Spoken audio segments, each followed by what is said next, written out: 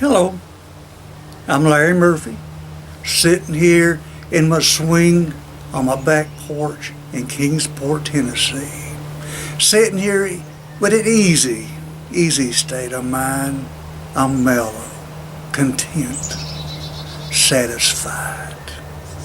And I know these are states of mind that everyone desires, what everyone is trying to accomplish or working toward. Well, I'm here to tell you how it is that you can have this contentment.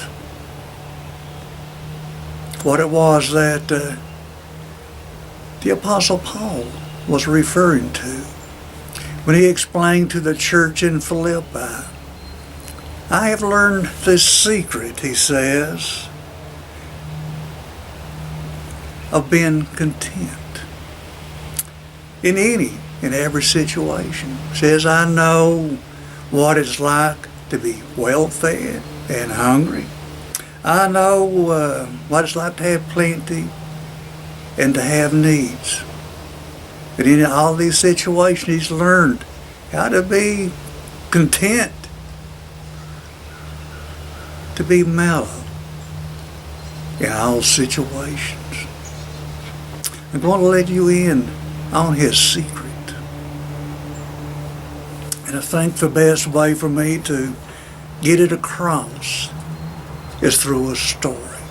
A true story that happened to me back in the early 70s when I was in the Air Force. 3 Air Force buddies and I decided that on our weekend pass we were going to take a little road trip to Tijuana, Mexico. We were in search of adventure, excitement, and fun. And we found all 3 and more.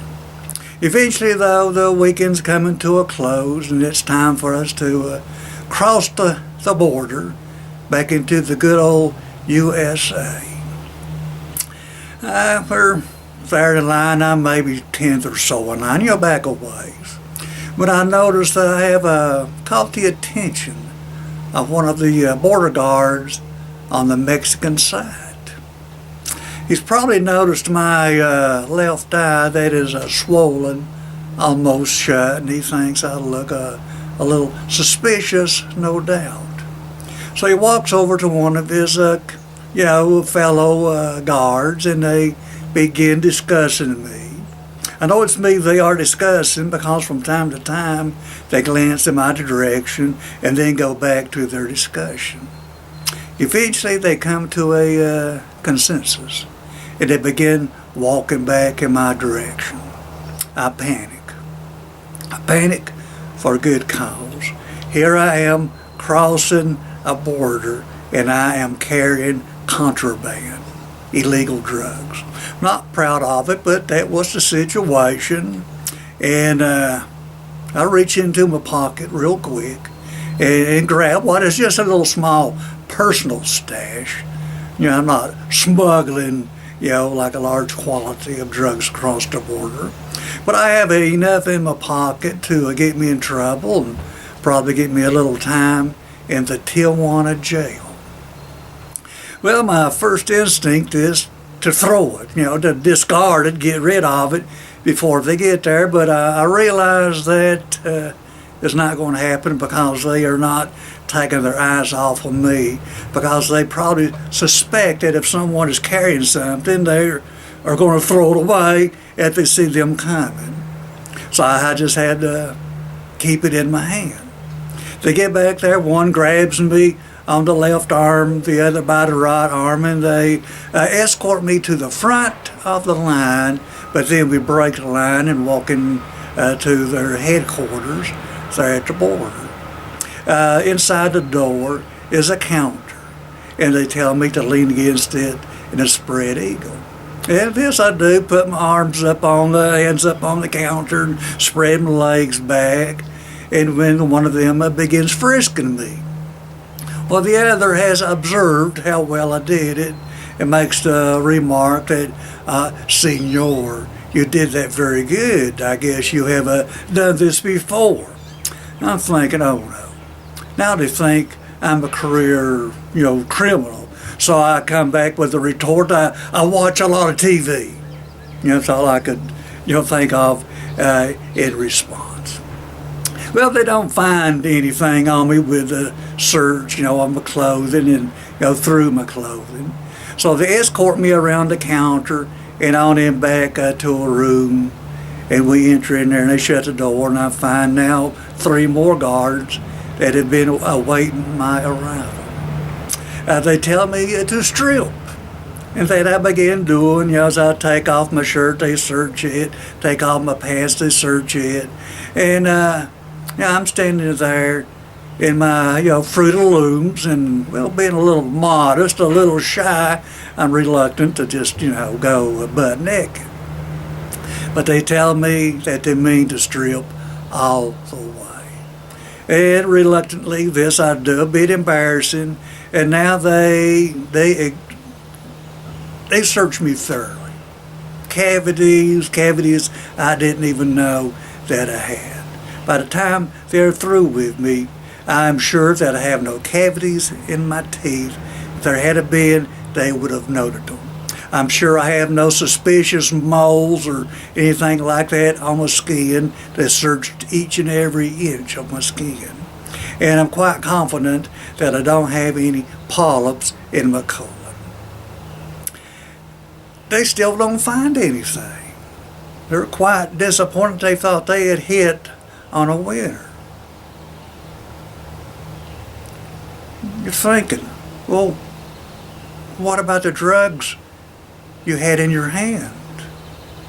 Did you swallow them, drop them as you were walking, in the door, or something like that? Well, no, I'm still holding them in my hand. They've never moved from my hand. They were in my hand when they grabbed me in line. They were in my hand when they were frisking me. They were in my hand as I was standing back there in my birthday suit. Why it was they didn't ask me to open my hand, I don't know. Maybe it had been one of the men's responsibility to do it, and he shirked his duty, and everyone else just assumed he had checked my hand. But however it happened, no one asked for me to open my hand.